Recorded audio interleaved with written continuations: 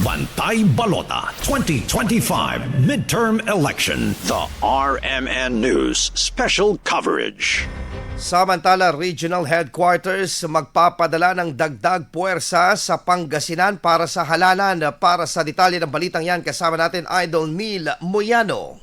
Bantay Balota 2025 Midterm Election. The RMN News Special Coverage. Inihayag ng Pangasinan Police Provincial Office na magpapadala ang Regional Headquarters ng karagdagang 149 na pulis sa lalawigan ng Pangasinan upang punan ang kakulangan ng tauhan sa lalawigan para sa darating na halalan.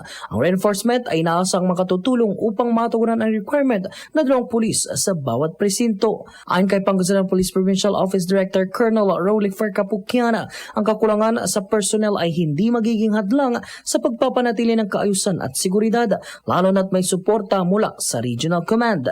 Katuwang rin ang mga security groups at allied units sa pagtugon sa pangangailangan ng manpower. Samantala, isasagawa ang send-off ceremony ngayong araw sa Camp Governor Antonio Sison Lingayen, Pangasinan para sa mga pulis na magsisilbi para sa halalan.